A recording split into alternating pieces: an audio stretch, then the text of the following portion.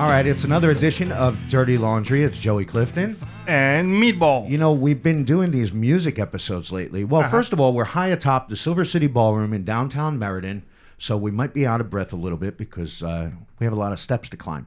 Mm-hmm. We've been doing these music episodes from Infinity Hall for like all original music and stuff, and everybody's like, when's the Dirty Laundry coming back? So we're back with the Dirty Laundry, and we have a very special guest in the studio. It's the mayor of Meriden, Kevin Scarbatti. Ooh, great to be here, guys. Yeah. Oh, there's my clap. Yeah. I couldn't find it. All right, so we have a lot to get to, and we only have like an hour to get to this. So first of all, born and raised Meriden your whole life. Born and raised in Meriden my whole life. Grew up in South Meriden. That's a separate town, right? Almost, you would think, right? It's the village of South Meriden. I heard they're going to secede. So, yep, born and raised right here in our great city. And what kind of jobs did you have, like, growing up here? I know, like, when I was young, I tried to find, like, the closest job I could get to within walking distance or something I could ride my bike. So if you were in South Meriden, did you work in South Meriden right off the bat? I didn't. My first job was actually with the Meriden YMCA. Oh, okay. So I was at the Y for over 10 years, actually. So I started there when I was, like, 15, volunteering, morphed into a role, working there for... right out of high school, right up and through actually December of 2017. So you didn't jump around. You were a lifer. I was there, yeah. Who would have thought? But I guess that's what happens sometimes when you start at a place and...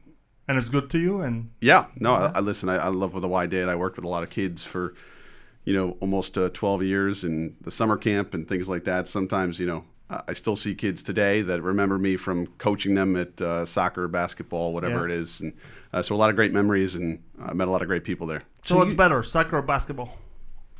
Soccer or basketball? Well, it's football, right? Everywhere else in the world. I see. My go-to sport's usually baseball. Baseball. Good answer. We have a question about that later. So what made you you were 19 years old, I think, when you started with the Board of Ed, right? What made you what makes a 19-year-old kid decide, hey, you know what, I want to get into politics? Because Board of Ed is politics. It is, yeah. So I didn't necessarily see it as politics. My father had run for the Board of Ed previously, so I was experienced, or I got some experience just through watching him run, but that didn't necessarily make me want to jump all into politics.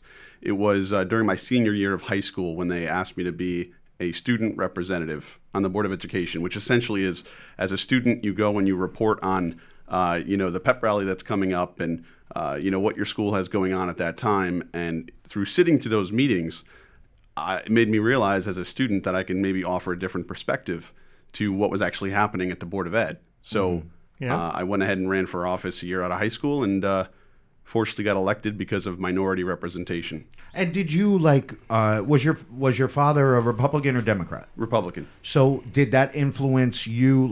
Do you remember any conversations with your father or your parents that kind of molded you into what party? In other words, were you influenced by your parents on what party Absolutely. you wanted to be, or did you make up your own mind? No, I think I was influenced in some ways. I think you are growing up, right? Yeah. Listening to your parents. My mother being a Democrat, my father being a Republican, but my mother wasn't involved necessarily. My father was, so brought me to a Republican town committee meeting. I think it was at the age of 16 or 17 years old, just to kind of see what it was all about and get to meet people. And so I started attending those meetings more frequently and registered as a Republican at 18 years old and joined the Republican town committee, fresh at 18 and ran for office a year later. And did that change through the time? Because then I know when you were on city council, you were Republican, and then when you ran for mayor, you were independent. Correct. So was the switch to independent more of a way to get elected, or was it a true belief in, hey, I don't really agree with Republican or Democrat, I'm kind of a little bit of this, a little bit of that, I'm an independent? A little bit of everything. Yeah. So yes to all of the above. It started with a conversation as the Republican leadership at the time was coming to me and saying, hey, look, we need to support, at that time it was a Republican mayor, Mayor Santos, we need to support for the mayor and his initiatives.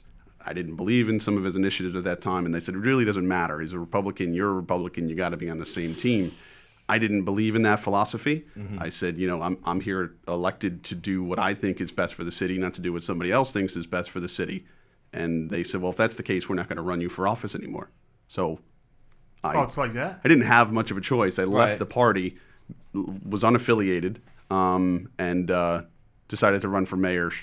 I don't know, probably about 6 months after that. Well, I know like certain towns, like my hometown in Jersey, we don't have a city manager. So the mayor is the one that does the budget, does the hiring, does all of that stuff. And it really wasn't until I came to Meriden where I was like, what's a city manager? I didn't really even know what a city manager was. So in the case of having a city manager, what does the mayor do? Like, we've joked all the time. Well, he goes out and cuts ribbons and all of that. What are the specific, like, I know you get to hire certain people, you get to have the deciding vote on certain things. What would actually be the description of the mayor for Meriden?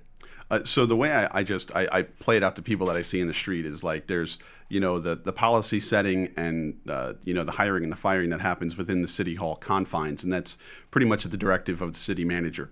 Then there's the implementation of a lot of that and carrying it out, deciphering it through the city council and navigating the political waves. And then there's just the overall face of the city, right? Delivering the message, attending news briefings and going to press conferences and attending events and really just being the face of Meriden. And that's really more what I do.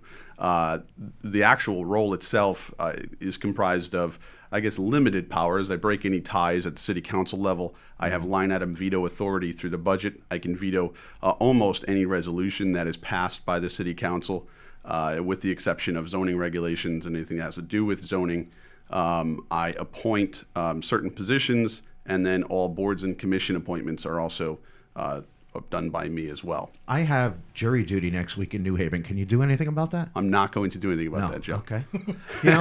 Like luckily enough, I live at I have the Silver City Ballroom, which is right next door to the county courthouse, and they give me New Haven. Got to be in New Haven at 8 a.m. They always do it for Meriden residents. Well, I may take the Hartford line. There you go. Take the new train and give it a try and see how that works out. Do you think that, part of the reason why we started this podcast was reading Meriden Talks on Facebook and reading some of the forums about Meriden. It's totally different than really any of the surrounding towns around Meriden. It's very negative. It's it's really the same 60. Would you say 60, Meatball? Well, maybe 20. Maybe 20. Well, it's dwindling down. But then you have people that comment too. I'm going to say 60. Meatball says 20. About the same amount of people that write the posts and comment and react on everything. And if you were to look at if you were a stranger to Meriden and you went on Facebook and you read any of these forums and you were to read any of this, you would think that we are a Republican city that run by Democrats, that there's gunshots and it's the wild, wild west outside and you can't go outside and there's absolutely nothing good about this town. So we decided to do this podcast to kind of take the things that people were bitching and complaining about and kind of bring some truth to them, which is why we called it Dirty Laundry, because we're airing out Meriden's dirty laundry. And I know it sounds, you even told me, it kind of sounds negative on the town, which I understand.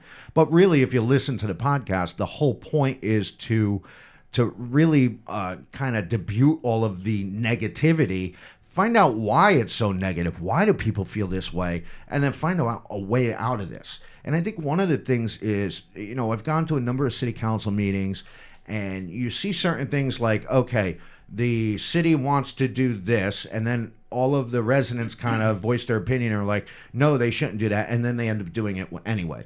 So it kind of gives the citizens an idea that, well, our voice doesn't really matter. Nobody hears us. We go to the city council meetings and they're not allowed to talk back to us.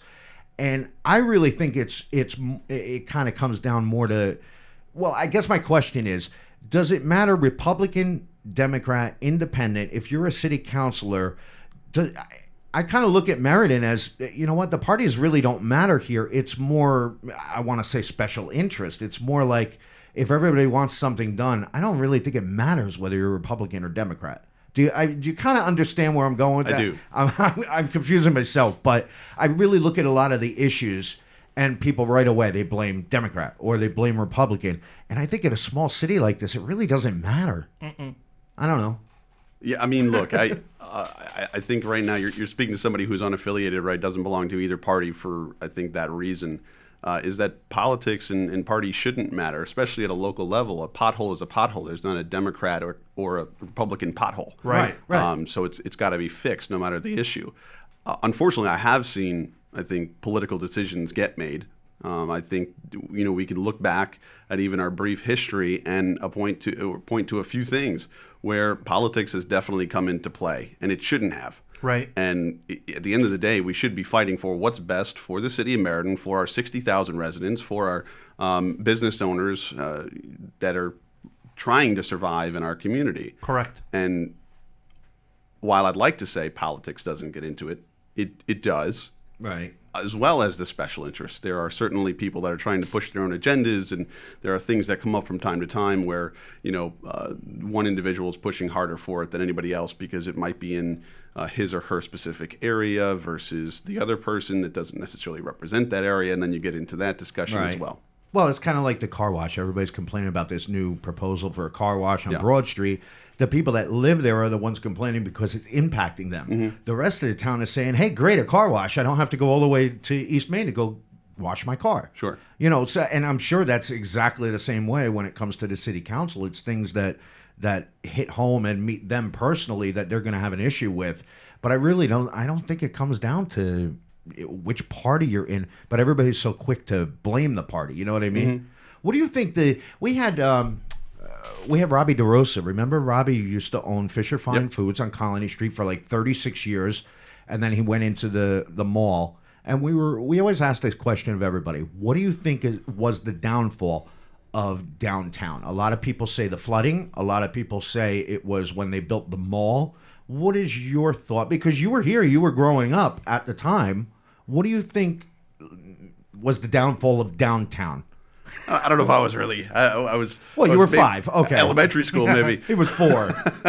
When your mom was strolling you down Colony Street, Oh, yes. and you remember all the I stores. recall those days just yesterday. Yeah, to the mall where the green was. Yeah.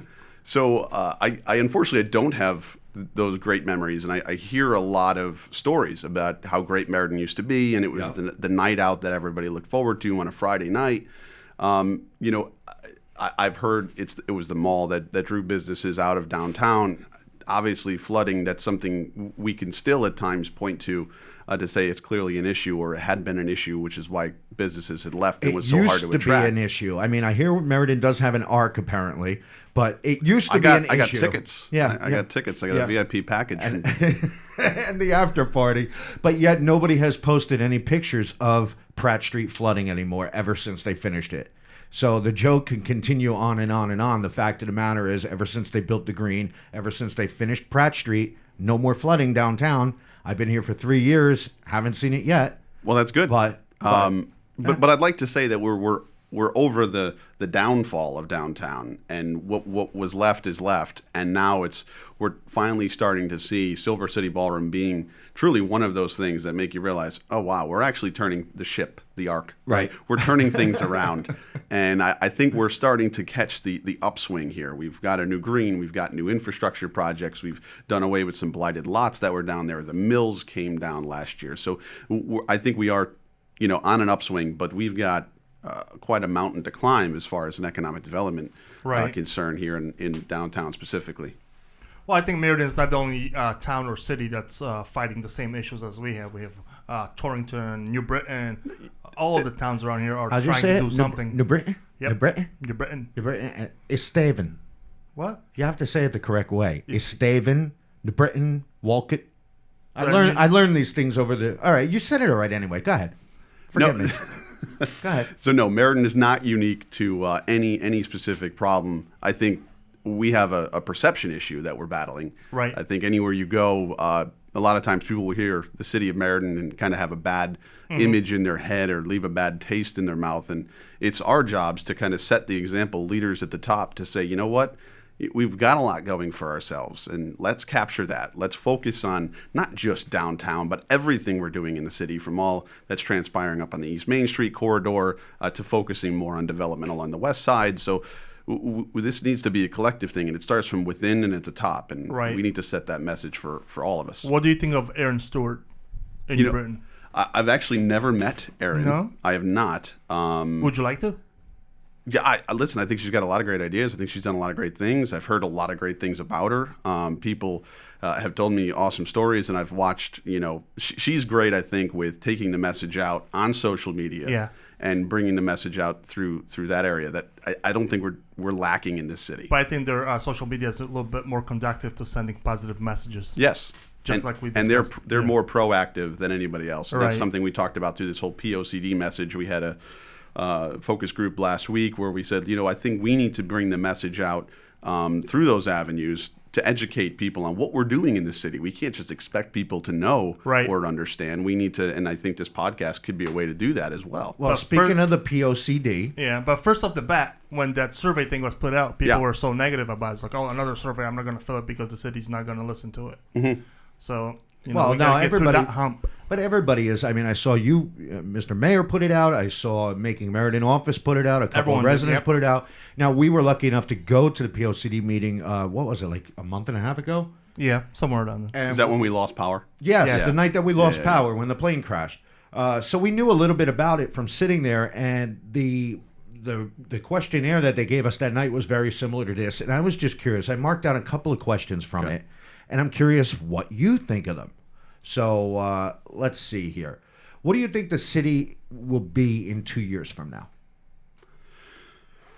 I think the things we need to focus on, and we're having those conversations now, is a better image for ourselves. And I think something that we've done to combat that is hiring a communications manager to come in and help brand us as a city as to who we are and how we're going to move forward. We need to focus on economic development. We brought in Joe Fest, our new economic development director, a Meriden guy through and through, someone who I think is going to bring a lot of life and energy back into that office and help seek new and existing businesses. I think that's where we need to focus our efforts and continue upon everything we've started and things that we've been doing for the last 10 years, the flood control implementations and all these initiatives but focus on the city as a whole. And we've spent a great deal of time and energy in the downtown area, but now we need to fill those storefronts that we've built, right, but are vacant right next door, for example. What housing goals should be a priority? So they gave 4 examples here: enhance visual aesthetics in neighborhoods, improve blight enforcement, provide more mixed income housing, and make downtown a destination to live and shop. So pretty much all of those are pretty important. But what would you say is the biggest priority? Aesthetics in neighborhoods, the blight enforcement, more mixed income housing, or making downtown a destination to live and shop? So I would put more mixed income housing probably at the bottom of that because we're doing a pretty good job with that right now. Good answer. Good answer. So we've done a lot of that work. Right. So moving ahead, I think increased blight efforts. Yeah. I think if you put that at the top of the list, which I did, I put that as my first priority subject because then everything else kind of falls in line. If you can start to enforce the blight, you have a better image overall. You clean up properties automatically. Right. If you can enforce that and start to implement better blight enforcement, which Renata, who's our new, new is beginning of a lot of roles because of a lot of transitions happening in City Hall. So Renata being our new planning and zoning director, I think is kind of jumped on that bandwagon to say we need to do a better job at enforcing. And it's great to hear somebody from within that department, especially a director, say that. Yeah. Because we do. We need to help clean up and start cleaning up these properties so that everyone can start to believe in Meriden. Why should I clean up my property if the one down the street is in disrepair? Well, you know what happens, and we were driving around. I took Meatball down the Jersey Shore just to show him my hometown and see how things were and how they compared to here. And one of the things is, like, I remember my mom, if she didn't cut the grass or if I wasn't around to cut the grass, somebody came around, put a letter in my mailbox. There was a knock on the door. Hey, you gotta cut this grass or you're gonna get a fine. It seemed like down there was, I don't know whether it was a full-time employee or whatever, somebody was continually, that was their job, going around and enforcing the blight laws. Where I think in Meriden, it's the only time that happens is if somebody actually calls to complain. Hey, I'm spending all this money on my house looking nice. I got a deadbeat neighbor who's not doing it. Can you do something? And then the city sends somebody out. Right. But, you also get all of the complainers. So, for instance, if we talk about grass getting cut, okay, somebody's not cutting their grass. You leave a letter or you knock on their door and say, hey, look, you got to cut your grass or else you're going to get a fine. They're going to say, oh, but I live by myself and I can't physically cut the grass. So then you're going to say, okay, well, you could hire somebody to cut the grass. Oh, but I'm on Social Security and I don't make enough money. There's always excuses. Yeah. And I think a big part of the problem when you're driving down through the neighborhoods, obviously the weeds and the grass, it just makes it look like crap. But a lot of the multifamily homes, I could be 100% off base with this.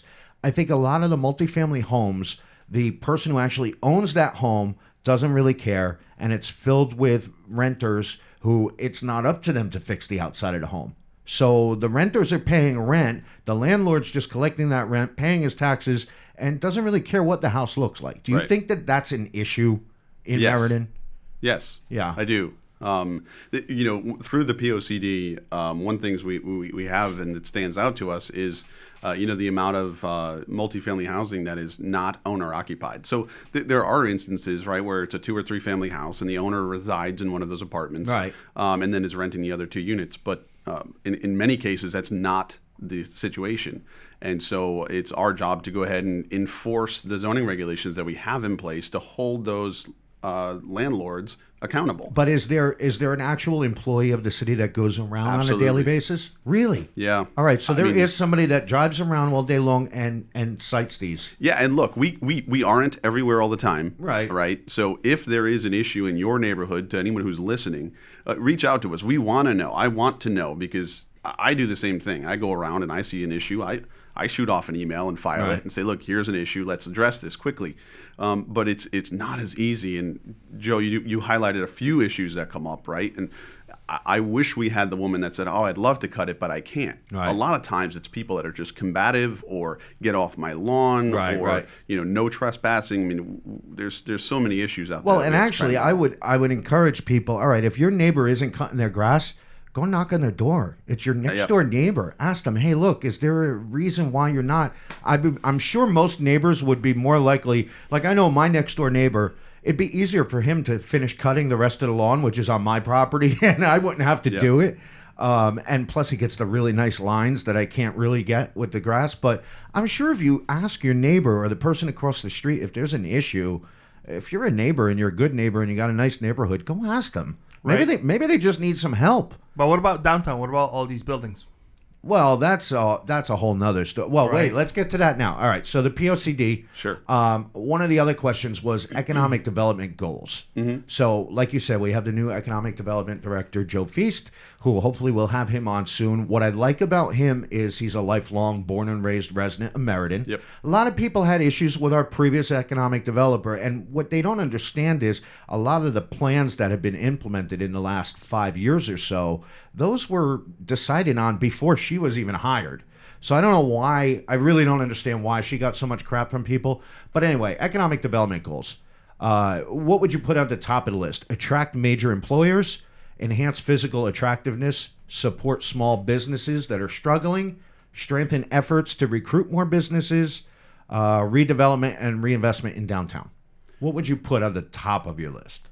Small business and business retention of existing businesses, redevelopment and reinvestment in downtown. So small businesses because look, it's great to get a major box chain or something like that if it's a large employer and could come in and occupy a large vacant area. Yeah.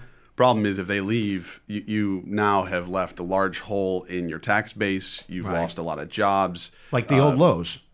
Exactly like the old Lowe's, right? So, although they're still paying taxes on that building, and that's a whole other story. Yeah. So we're still getting exactly what we were getting before they left. Yeah. Just a vacant parcel now that doesn't look as good and isn't drawing any traffic to that side of town. So it is an issue. But I was at a conference about 2 weeks ago in New York City with mayors from across the United States, and one of the takeaways from that was, cities and towns need to focus on startups and small businesses, because if we're looking at a 10-year focus, and we had executives there from all over the country, they said the trend moving forward that we're looking at is in startups and small businesses. This is where we are headed, and jump on now while you can and start regulations that are going to help those businesses more than hinder them and make it more difficult. Because and I know there's a big story in Amazon. I think it was in the Record Journal today and all over the state. And good for them. They're adding jobs. That's great. But large corporations like that aren't going to contribute back to your community as much as the smaller ones are going to year over year, decade over decade. Well, not only that, one of the things with Amazon, like they touted in the report, it was on the news too. They're starting people off at $15 an hour. They're giving them 401k, 50% match. They're giving them medical, health, dental, eye. But that's only for full-time employees. So they put it out there that, hey, Amazon is a great company to work for. We're going to hire all of these people. How many of those people are they going to hire at 25 hours a week so that way they don't have to pay out? They don't put any of that in. Where you have a small business, a local business downtown, it's kind of like you don't even worry about that because, it's more like working for family. Speaking of which, our sponsor for this episode, the Downtown Coffee Shop. 33 West Main Street. Tina, the owner, give her a call, 203-237-0143. She makes homemade pickles. Did you know that? I've actually never eaten a pickle, so no, I didn't know that. Oh, my. I've been burping them up the whole time. If you're wondering what you smell, we had homemade pickles from Tina at the Downtown Coffee Shop. And she's just another example of a struggling downtown business who's trying to come up with so many different ways to get people in the door. So what we keep telling everybody is instead of driving that extra couple of blocks and going through the drive-thru at Dunkin' Donuts, park somewhere on Main Street, walk up, talk to Tina. She's beautiful and she's friendly, and you'll laugh when you talk to her, and you'll get a cup of coffee. And there's a parking garage right behind her building. Parking garage right behind her. There's street parking, but just take the extra. You know what? Don't be so lazy. Take the extra 5 minutes, park somewhere, walk, and support a local downtown business because everybody knows we need the help. And the food is delicious. And there's a beautiful mural now outside of her building that you can go take pictures with. And yep, the art product, Eddie Rivera is the artist, and he did that with his own money. We were trying to do these art events where we were trying to raise money. It didn't work out because people just didn't come. He did it out of his own pocket. And we just need more people like him to start getting some of the artwork up and around town. To again, it's changing that reputation and changing the image of Meriden. What do you think? Like one of the reasons that we were talking about the art was to paint murals on some of these vacant buildings, but the redevelopment of vacant properties. Like I know the building across the street from us, I can't remember the address, but it's falling down. They have a fence around it. Yeah. And the word I get is, you know what, as long as, like what you were saying with Lowe's, as long as the building owner is paying their property taxes, the city's getting what they want, but yet you still have a vacant building. And it's like, okay, well, you can enforce that blight law, you can fine them daily, but which is what we're doing. You can't force them out.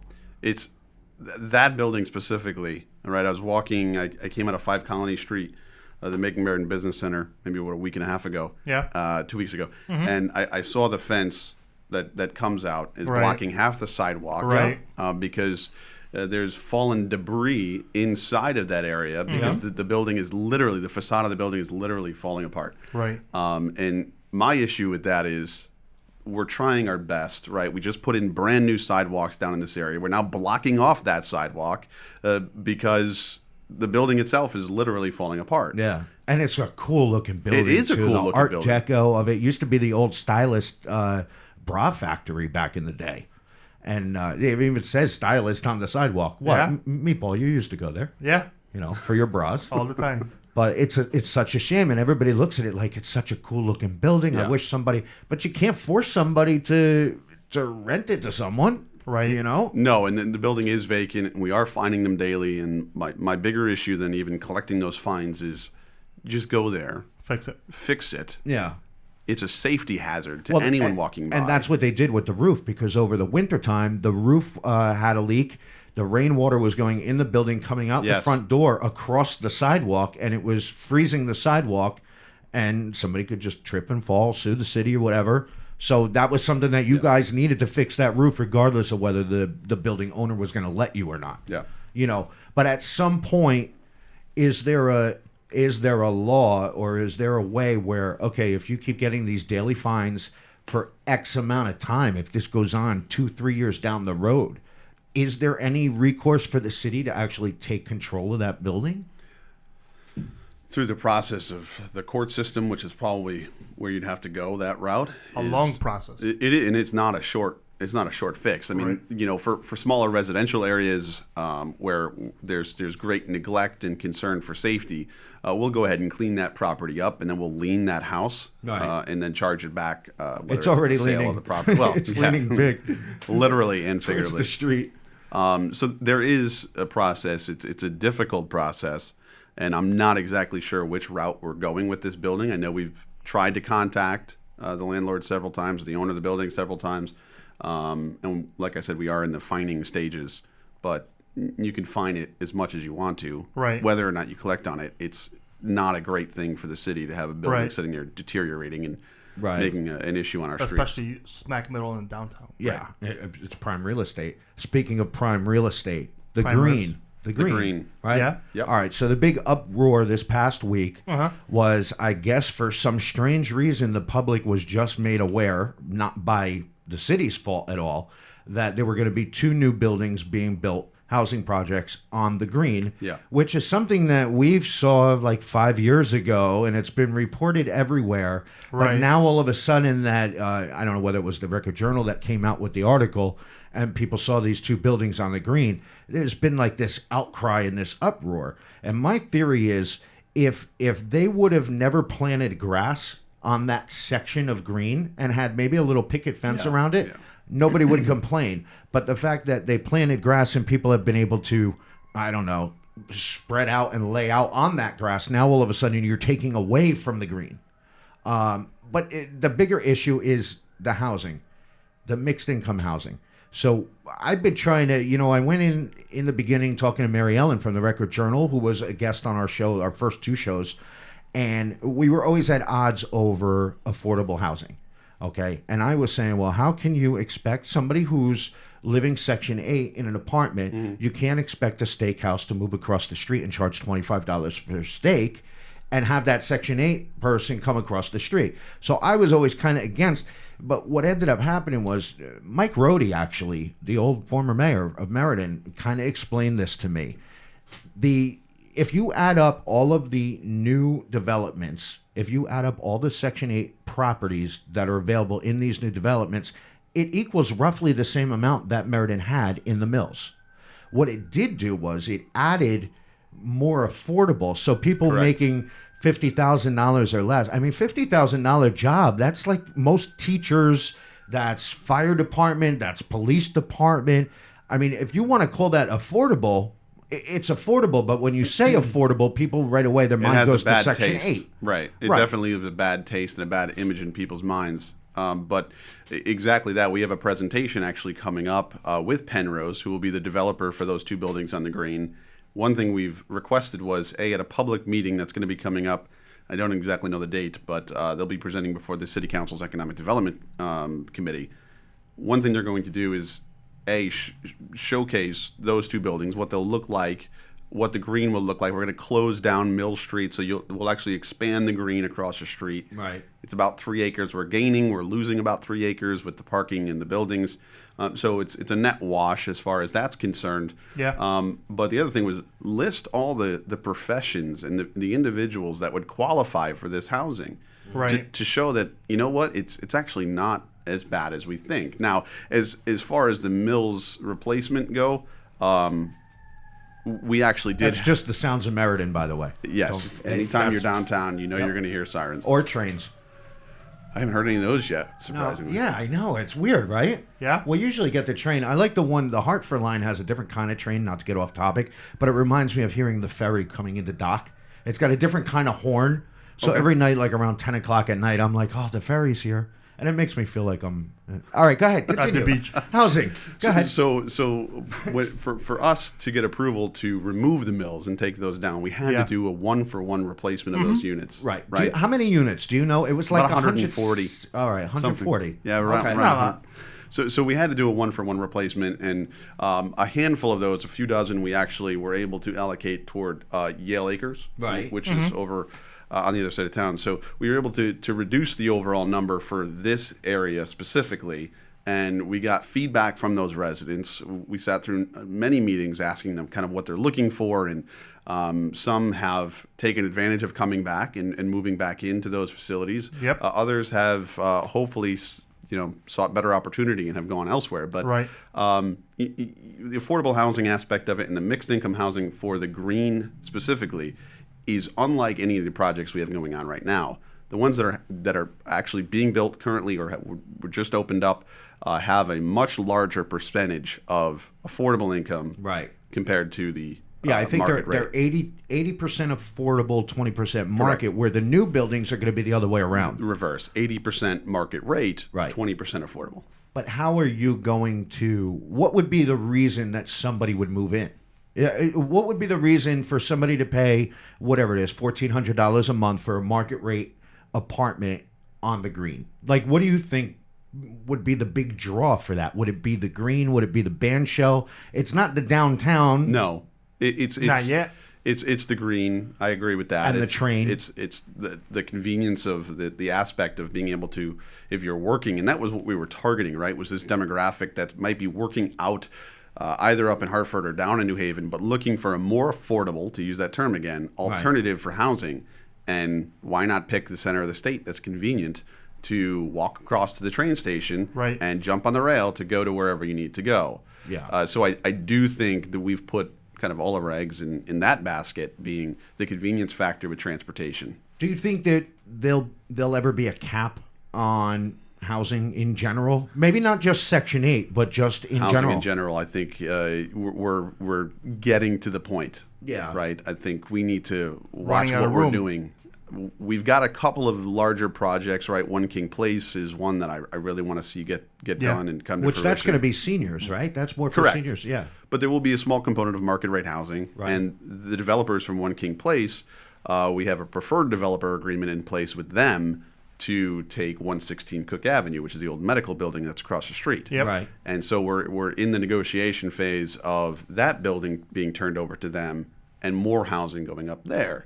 Granted, possibly more market rate housing than affordable, but at some point, we're going to have to say, okay, we've reached our limits. Yeah, we're saturating the market specifically in the downtown area with the housing. So focus our attention on economic development. Well, why do you think that the surrounding towns, so Southington, Berlin, Middletown, even Cheshire, why do you think that they don't have the amount of housing that we have here? What makes them so different than us? So I think it's just a different demographic entirely. I think there's different regulations in place as well for mixed housing opportunities, not just surrounding towns, but other towns you go to. I've learned this recently because Meriden certainly does its part when it comes to affordable housing and mixed housing opportunities. And it's something I'm proud that we do, and I'm proud we offer that. But it's time for other communities to step up as well and say, okay, you know what, we need to do our share. But you look at some of these restrictions that is allowed through loopholes to the state of Connecticut, that if you want to put up a multifamily house in whatever city, you need 7 acres of land, or you need upwards of 13 acres of land. They make it so it's oh no, we allow mixed housing, we allow affordable housing, but do you? Because that's just not realistic, And so we need to do a better job partnering with, I think, the state of Connecticut to go ahead and say it can't just fall on cities like Meriden and New Britain and other large cities to take on the additional housing stock. It's got to be spread out. Well, I think because, Middletown must have a decent amount of housing. And actually, we just went last weekend. They had the first ever Pride event for Gay Pride for June. Woo-hoo. And they had the very first parade in the state. And it was just watching. Do you know Mayor Drew? I do. From Middletown? Yes, I do. I know Mayor Drew very well. I watched a couple of interviews, and here was a mayor and his council, somebody on his council, I believe it was, who came up with the idea 4 months ago. They came up with this idea and said, hey, it's Pride Month. Connecticut has all these Pride events, but there's no parades. Why don't we do a parade in downtown Middletown? Now, as we know, the main street in Middletown is like designed for anything that you want. It's so wide. There's so much parking. But to see that the Chamber of Commerce, the Middlesex Chamber of Commerce, City Hall, and Wesleyan University came together and said, okay, let's do this. What were their expenses? I think they spent about $50,000. They already put aside $50,000 for next year. And really, their only expense was overtime for the police and Parks and Rec. They really didn't have any other expense. They bought a whole bunch of rainbow flags to put up on all the poles. Yep.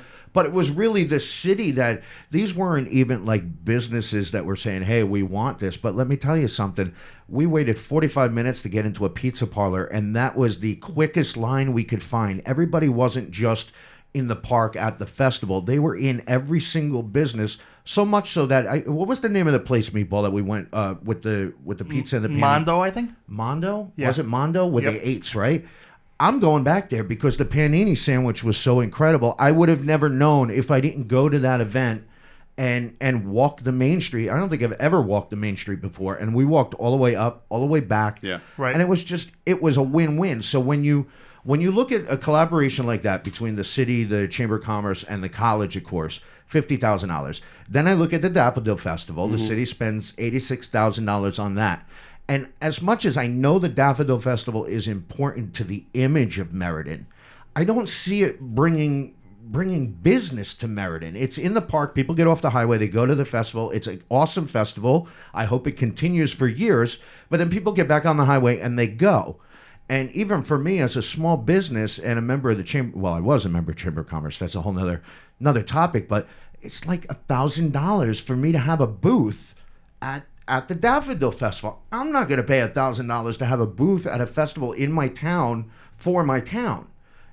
So I don't know if you're following me with this. I'm kind of getting off track because it's kind of close to my heart. But for the $86,000 that we spend on the Daffodil Festival, compared to just say an event like Middletown did for $50,000, theirs was geared towards downtown and businesses. What is the Daffodil Festival geared towards besides just an image for the city?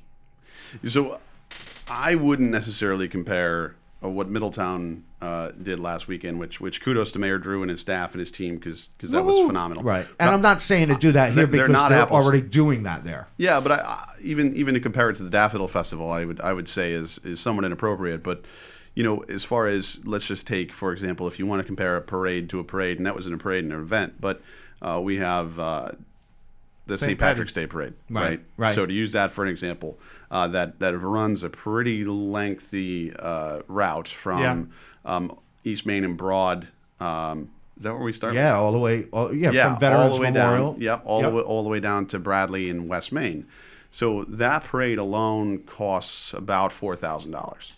Right. So and people cry and bitch all day long about it. Well, we used to fund it, and then the city council said we're not funding special events like this anymore. We're taking the funding. So they removed the funding, and the AOH was a whole uproar. But anyway, so that there is not everything has to cost $100,000 plus. Right. So that's a parade where I think it draws a good amount of people. It runs through our downtown. Could we do a better job marketing it? Absolutely. Yeah. Right. But that's with all of our events. I think we need to do a better job marketing ourselves. The Daffodil Festival, I think, is kind of, in many ways, in many aspects, the kickoff to festivals across New England. As we hold it so early in the year, which you can make an argument that we shouldn't because the weather is so iffy all the time. Yeah. Look at the Travelers going on this weekend. I know. I'll be there tomorrow. Tomorrow will be nice. I love it. I know. Thankfully. The past 3 days it's been mud. But so I think the Daffodil Festival, and there are city councilors that don't even feel we should be putting any money toward the Daffodil Festival. Right. But I do think it has brought together a gamut of volunteers and people that have contributed to this and really made Hubbard Park what we know now as the gem of this city. Right. And so I think we need to continue that event for the simple fact that it draws people to our city. Right. And instead of hearing about Meriden and comparing it to shootings, right, you're hearing Meriden and comparing it to this wonderful time you had with your family, with all the rides that you went on.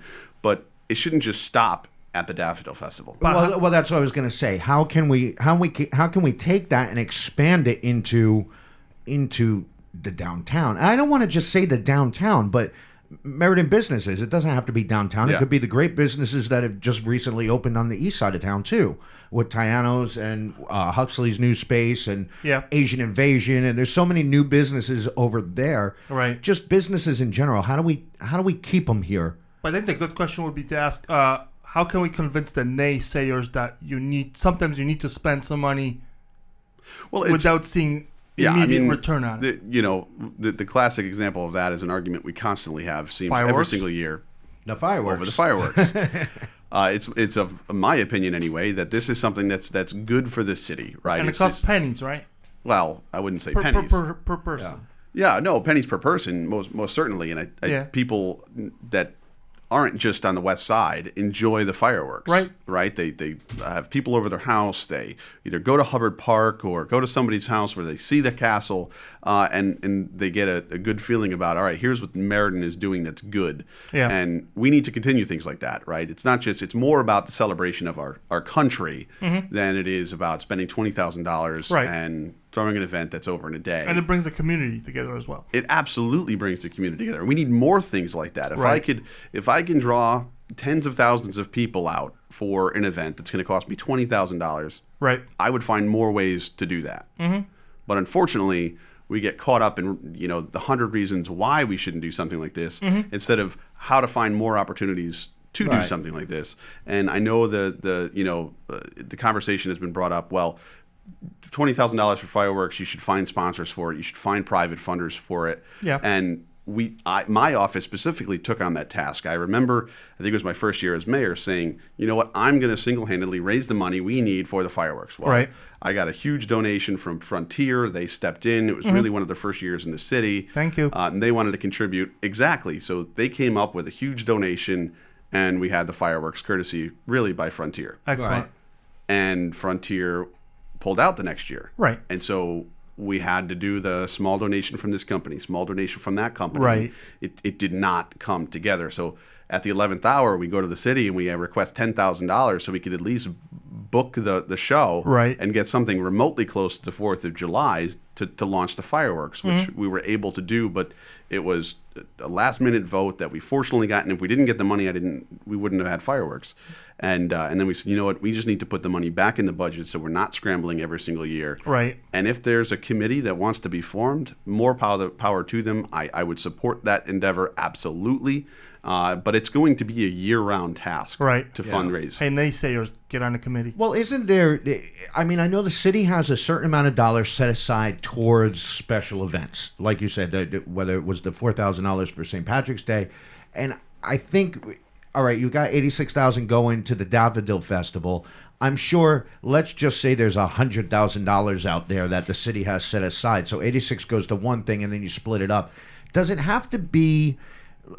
I guess what I'm saying is, like you said, if somebody wanted to form a committee for all of these things, where let that committee decide where to allocate funds, what's more important, and it's got to be the community that steps up too, because we could sit here and say all day long, I don't care about fireworks on the 4th, or maybe I go to Hartford on the 4th of July. I'm willing to step up. But you've got a family downtown where that family brings mother, father, and the 3 kids go every year to Hubbard Park to see those 4th of July fireworks. Not only that, but only people from out of town to see how great Meriden is. Well, definitely, too. And again, as long as I'm for anything that benefits the town, and I don't care how much it costs. If you got to raise the money for it, or you got to get a committee to figure out where to raise the funds from, if it benefits downtown, how could you be negative towards that? No, and it's not just downtown, right? Because we have, for example, to go back to the village of South Meriden. Right.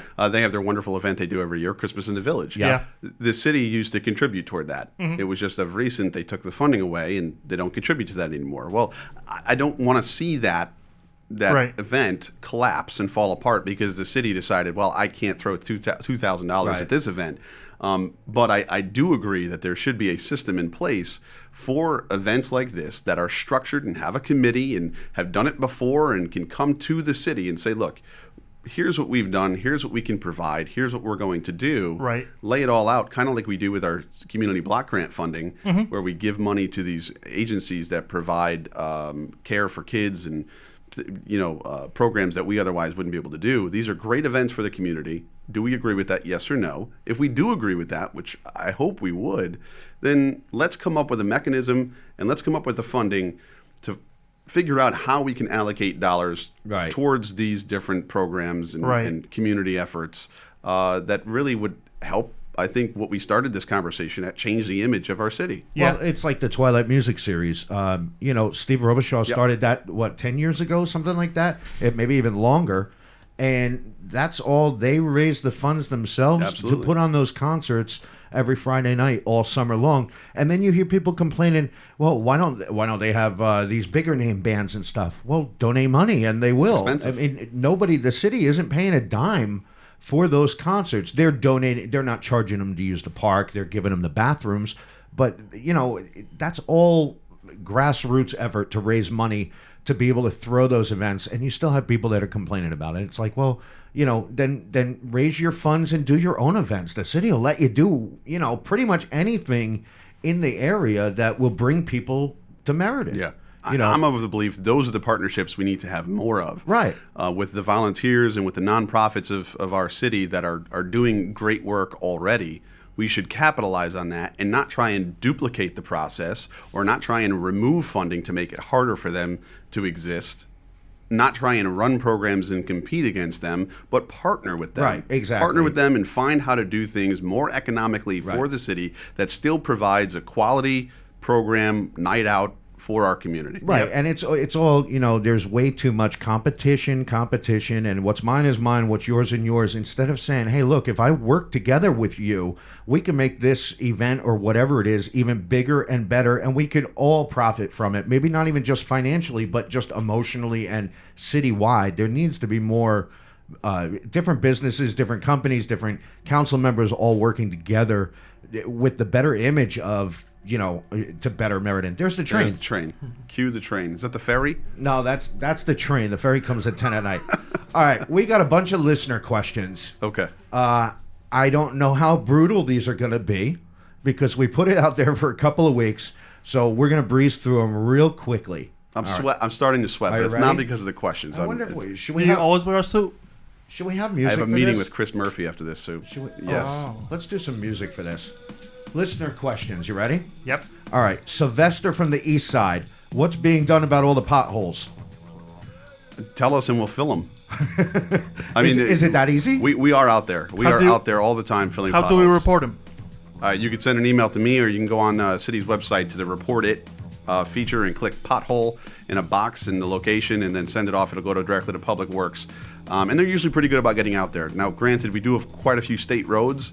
It's the state of Connecticut should be repairing them. We shouldn't be repairing them. Right. Either way, our city residents drive on them. And Howard, our Director of Public Works, is pretty good about getting out there and filling them. Excellent. Yeah. Next question. Jose from Grove Street. What's being done about all the gunshots? Grove Street being the hot spot there. Yeah, I mean, we have an. I really do know that our officers are out there. We are still investigating. We've made several arrests. We have identified several suspects.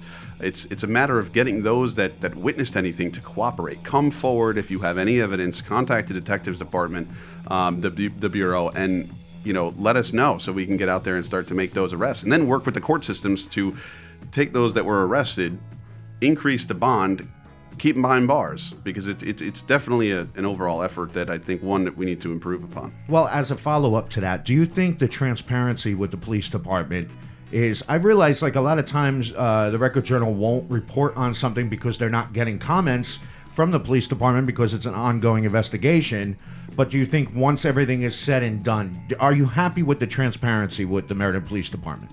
I think it's gotten much better, yes. But it could still get better? Yeah, I mean, when things come out, I think we try to, there's a fine line that you were walking on to say we can't divulge too much information. Yep. But at the same time, at the very least, we should let our residents know that, hey, you know what, there was an incident in this neighborhood. Be aware that we're aware of the issue. We're out there. We're taking care of it. We're investigating. If you have information, come forward. All right. Excellent. Next question. All right. Kendall from downtown. Is this supposed to be like rapid fire? Because that's kind of, I'm sorry. Well, that's perfect. I got the music and I'm like, all right, let's go. Yeah, all right. Rapid fire is great. Kendall from downtown. Is there anything being done to bring all races together instead of constant segregation like white people go to concerts on the Green, then Puerto Ricans go to the Puerto Rican. I kind of understand where Kendall's going here. So in other words, when we have the concerts on the Green, which is all Twilight Music Series, a lot of them are country. I think tonight is Santana. So maybe black people and Puerto Ricans won't go to that, where if you do hip hop and Latino music, then the white people won't go. Well, that's a good question, and one I guess I hadn't thought about is the types of music that they have down there. But like you said before, right, it's a funding issue, and it's getting bands to agree to come down here and perform on a Friday night. Santana tonight, I think, is going to draw a great crowd, or at least it should. But by no means do I think we advertise this as a it's not known as a racially segregated event. I think it just works out that way. Yeah, it's unfortunate because there's still a lot of people that haven't even been to the Meriden Green yet. Yeah, right. So it's a matter of just drawing people, and if you have ideas, shoot them off and let me know. I'll give my contact information at the end. Excellent. Right. Joey, why did you skip a question by Sean? I did? Yes, you did. All right, read it. That's Sean McDonald? We can't divulge that. All right, well, don't skip it. No, it just says Sean. All right, go ahead. The question is, what are you doing about the panhandlers? Oh yeah, I did skip over that. They make me feel uncomfortable. It's one of the top complaints I've been getting over the last 2 to 3 months. And it's something I wish I had an answer to. Unfortunately, the court systems have said it's their First Amendment right. They have the right to stand in public areas and sit there with a sign if they so choose. It's their First Amendment right. Do I love that? No. But if there's an issue that anyone feels, if they're impeding traffic or if they don't feel safe, report that to the police department, and we can actually go ahead and go do something about that. Right. But if it's just, I don't like the person that's standing here on the side of the roadway, unfortunately, the courts have told us there's nothing we can do about that. Although it does not give a very good image to the city. I agree 100%. I say and it's not Meriden alone. You can go to other areas and see it when you come out of Westfield shopping. Not Westfield, West Farms. Yeah. Right? High end, but you've got somebody sitting there in the median asking for money. Right. So it's everywhere, and I wish we had a better handle on it. Well, I say give them a job rather than complaining about them. The potholes. Do something to help them. There's got to be programs out there for them instead of just complaining about them. They can run around on a bike and report potholes. Yeah. Well, okay. All right. This one, this is from me. All right. Well, you know what I'm going to say. Why not privatize the Augusta Curtis and the banquet hall at the golf course? That's from me. That's not from a listener. But I could say it's from Joe from Meriden. You listen to the podcast, though. No, your opinion on that. I mean, look, this goes back to something I said earlier, and don't duplicate services. There are some people, elected individuals included, that believe the city should have a stronghold on the Augusta Curtis Center. I firmly do not believe that. I don't believe we should be in the business of running a cultural center. I mean, that's something that we should be proud to have a good partner with. Right now, it's the Augusta Curtis Center Board, and they're partnering with the YMCA to clean up the space and to rent it out on a regular basis and promote cultural events in our city. And so I think they're doing a good job at that. And if it's not broken, don't fix it. Becky from Crown Village, is the YMCA becoming a dynasty with all the properties they're buying up or running? And then she puts daycare facilities building across from DCF, Salvation Army on Hanover, Augusta Curtis, New Britain YMCA, and Berlin YMCA? Did they buy them? So the Meriden YMCA became part of a regional YMCA probably about 4 years ago. And they did join with the New Britain and Berlin. They were one YMCA really, but occupying two towns. Mm-hmm. So it became one YMCA. It's now a regional Y that represents 3 different cities. And as far as some of the buildings that the listener listed off, was think about what those properties were before the YMCA took them over. Right. Vacant. There was the building on the corner across from DCF, right over here around the corner, was you'd walk in there and there were phone lines hanging down from the ceilings. It was in complete disrepair. Oh, yeah? And we've now brought that up to a building that I think the city can be proud of, albeit the YMCA owns it. Right. It's generating traffic downtown. It's bringing people there that otherwise would never come here. The YMCA at 110 West Main, which has the swimming pool and the gymnasium, is drawing families, young families, because I've seen them on a regular basis when I worked there for many years, that otherwise would never come downtown. Right. So while I don't love the fact that it's not on the tax rolls, right, I love the fact that people are coming downtown for a reason. Well, and I guess the same thing, she's got to follow up here about the MHA, the Meriden Housing Authority. Is that becoming it's kind of the same question? That would be the same answer, right? answer. I don't love that it's not on the tax rolls, but I do love the fact that it's occupying a space. It's not a vacant building, and it's providing something of quality importance to the city. All right. Susan from South Meriden. I don't think it's that Susan, though, Meatball. Could be. Could be my mother. My mother is Susan. She lives in South Meriden. Maybe ask my son, will there be a committee for fundraising for parades and fireworks? That's kind of what we were saying before. We did touch on this. Yeah. We did touch on this. If there's anyone interested, I know Miguel Castro, our city councilor, has expressed interest. I told him, go ahead and do it. And he said, well, you should do it. I think Sean McDonald offered interest too. He did express interest. I told him to contact Miguel. So anyone interested, contact Miguel Castro. Get a committee together. I think it's a great idea. David from downtown, why is 24 Colony Street and the Commons still have no businesses? Oh, man, if I had an answer to that, I'd be a millionaire.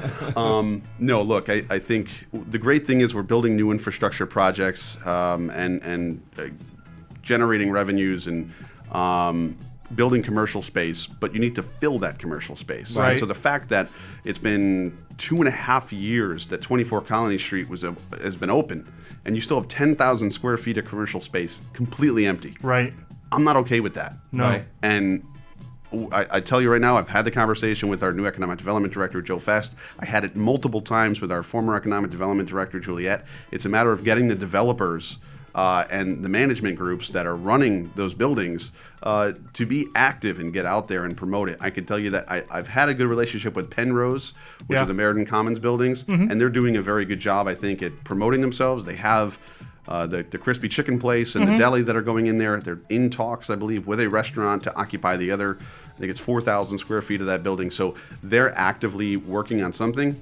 And I can't say the same for 24 Colony Street. Chris from the North End, why are we buying Berlin? I think what he's talking about, I don't think Meriden's buying all of Berlin. I think Berlin owns itself, but I think he's talking about the houses with the water. Why are they buying the houses rather than letting the bank and the owner take care of the issue? Or Berlin handle it. So it's, you want to own the property around your watershed areas for a number of different reasons, right? So here's our reservoir. It's drinking water to the city. Right. And you want to ensure the public that there's nothing around it that could cause issue and pollutants. And so we have 2 properties right now that have been vacant for quite some time. We've been in talks with the owners far back as, 10 plus years ago. Wow. And it was, it was an elderly woman, and it was when she wanted to sell the property that the city would look at it seriously. And so it's come to that point. Although upon inspection, it was determined just recently that the septic systems had failed. So could that be contributing to, and I think the article that came out a few weeks ago kind of just sparked unnecessary concern, because I think there's still a lot of variables and a lot of what ifs as to what might be contributing to pollutants, and it's a lot of causes could do that. So we're not sure it's that septic No, system? We're not sure it's the septic systems. We're not sure it's the properties that are there, but we want to ensure that our watershed is protected, and by doing that, it's occupying as much land around that watershed as possible. And we already own a tremendous amount of land in Berlin. And let's just buy all of it. Let's just buy all of Berlin. They don't need it. All right, we got 4 more questions for you. What do you think of councilors like Miguel Castro protesting? So, in other words, I know the question. Yeah, I get it. I get it. Look, that's from Emmanuel. Whether you're a councilor or John Smith that lives over on 1 Ridgeway Drive, you have the right to protest, right? It's your right. You have the right to do it. Do I think you should be doing it as a city official? No. Well, isn't that what they should be doing, though? But actively participating, and maybe to the point where even it got to, that I understand it got to, I guess that's still being sorted out. So you're saying, like, standing up for what you believe in as a counselor for the citizens is cool. Absolutely. Just don't take it too far. Yes. And I had this conversation with Miguel. Okay. And hopefully, once that tape comes out, everything will be exonerated and It's an ongoing investigation. We'll see what happens. All right.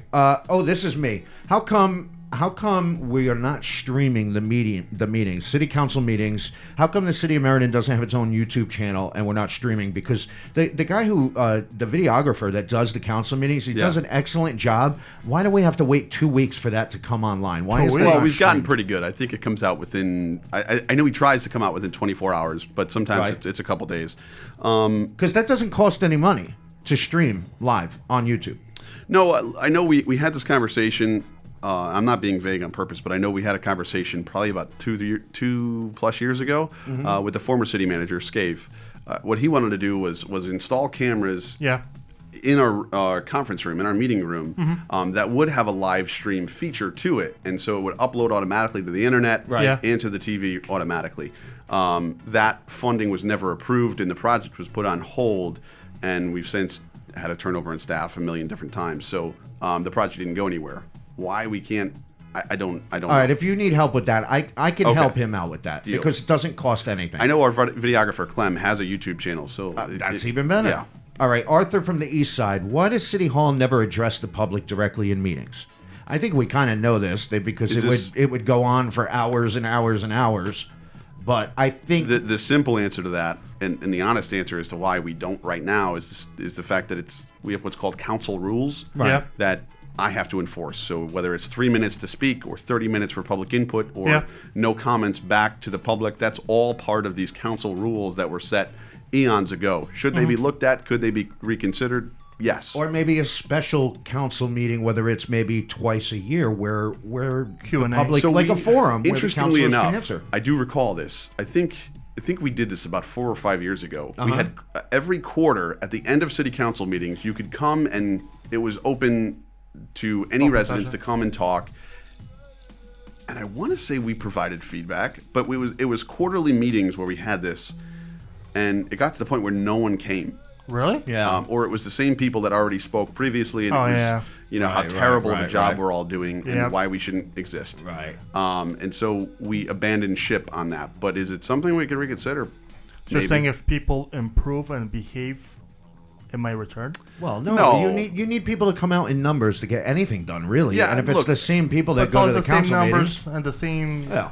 Blah, blah. If it's constructive, right? If you're coming forward and you're actually telling me that there was a real issue that wasn't addressed or a real concern that fell through the cracks, and then I think we need to, and we do listen, by the way. I do take notes on most of the people that do come up and have feedback for us. But if you're just telling us that He sees you giggling at the meetings.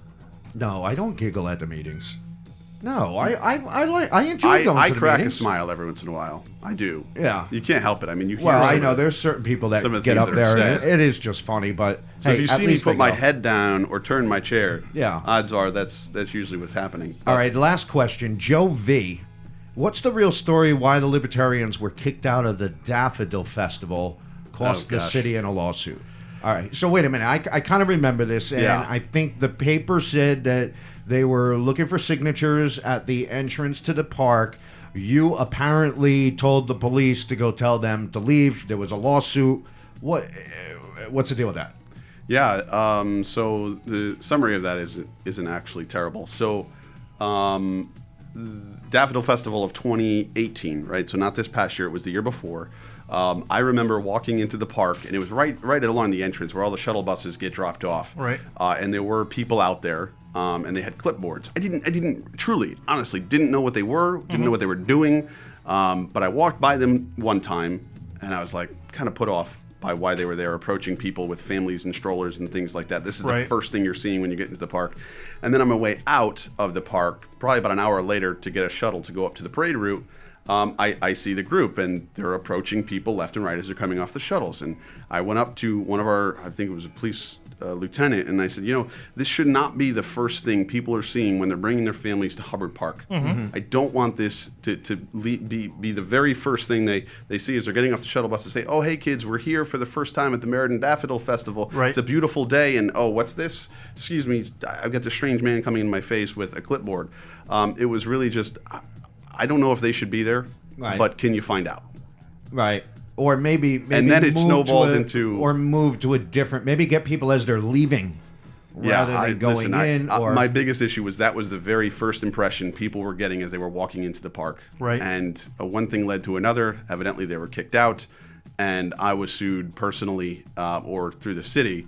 And because of the situation and because of the fact that the original request for damages was so astronomical, right, of course, that we settled for 30. Yeah, I think they were saying that it cost them like $50,000 or something insane to recoup getting the. I don't know. It was ridiculous, and it should have never. If I can go back and redo it, I would have. But all right. Dirty Laundry. It's our Dirty Laundry segment. You made it through all the questions. Congratulations. Thank you. Yep, that was very good. All right, a Dirty Laundry. Rumor has it that there's a softball game being talked about between the city and Residents for Charity. All right, we know about the rumor they want to do this softball game where city council and the mayor and everybody can compete against all our local citizens, which you know which ones they would be. What do you think we can make this happen for charity? Do you think it's a possibility? I don't. No, I don't think it's ever going to fly. I don't see the city council agreeing to this at all. Because they would lose?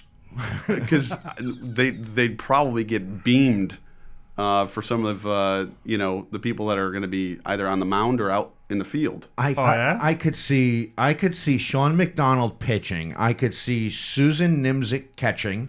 I could see. I'm not talking in a sexual way with me, Paul. I'm talking about in a softball kind of way. No, I think that would be. I think it would be fun, but I think you'd need a heck of a lot of security. Oh, and then it would cost the taxpayers, right? Yeah, right. So we can't have it. All right, so forget about that. We solved it. Did we just kill that? Is that what just happened? I think it's dead, Sean McDonald, and I'm sorry about that. But I don't see it happening. Maybe some of the other things. Maybe try fundraising. Yeah.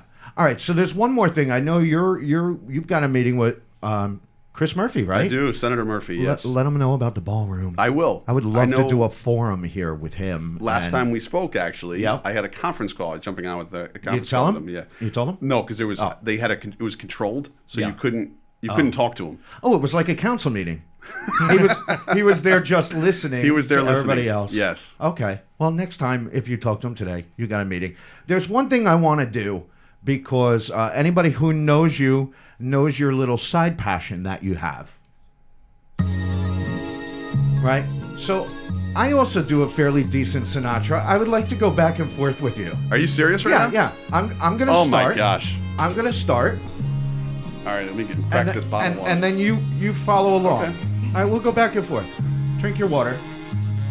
Don't stare at me, meatball. Just point. The summer wind came blowing in from across the sea. Now you go. It lingered there to touch your hair. Walk with me. He's got the phrasing, damn it. All summer long, we sang a song.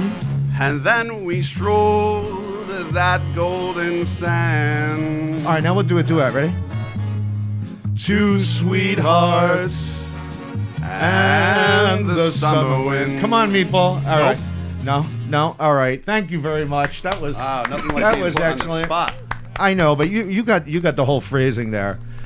Make sure you email us dirtylaundryct@gmail.com. Once again, our sponsor Tina over at the Downtown Coffee Shop. Yummy. I want to thank Mayor Kevin Scarpati. Thank you. And you know what? Let's end it with one more question.